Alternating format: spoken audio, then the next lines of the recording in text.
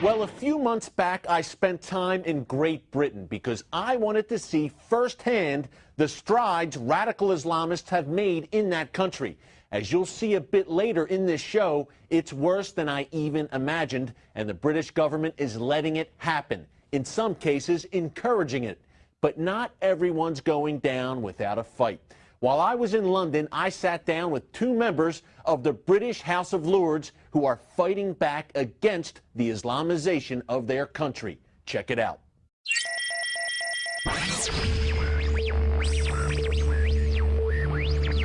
Lord Pearson, what has been the reaction of your colleagues in the House of Lords when you've taken a strong stand on issues like Sharia and radical Islam in Great Britain? Well, it depends what you mean by my colleagues. If you mean the British political class and political establishment, who I do not regard as my colleagues, I hope I'm a rebel and a maverick in that society, but amongst the British political class, I mean, there has been outrage and ridicule. When all my party has suggested, the UK Independence Party has suggested, is that the burqa should be banned together with any other form of dress which hides your face, in other words, the helmet of the biker, the hoodie, and so on. Those should be banned in public places, particularly in airports and undergrounds.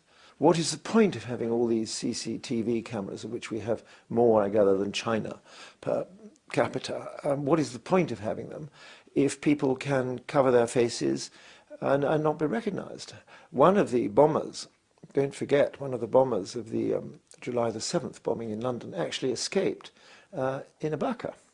So there is a security issue here, and it's that security issue we wish to address. And if that brings the subject of Sharia law up the British political agenda, then so much the better. Talk about how Great Britain is losing its Judeo-Christian values and traditions as Islam advances here. Islam is different because it is a religion, some say also an ideology, it is a legal system, and it is a political system, all rolled into one. It is a complete way of life. And the penalty for leaving it or criticizing it can be death. And the other difference is that these people really believe in what they're doing. They believe in it enough to blow themselves up and indiscriminately blow up the Kafir and indeed themselves. We, I'm afraid, now believe in very little. And so we are weak and we are on the retreat.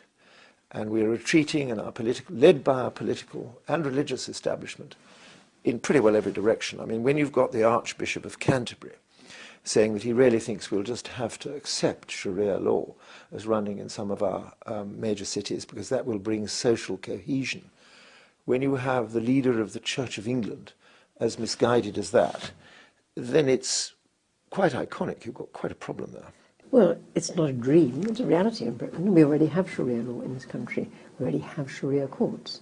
And so it's already here, although it is fundamentally incompatible with the values of democracy and the values of our legal system, for which people have died.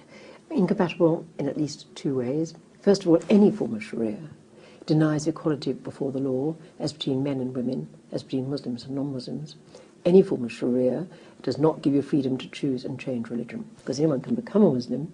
If you want to leave Islam, well, then the troubles really begin. And there have been a lot of cases of Muslims who've tried to convert out of Islam, have been intimidated, harassed, followed, had to flee, tried to go into hiding, still in hiding, because Sharia law and those aspects of its teachings are already here in Britain today.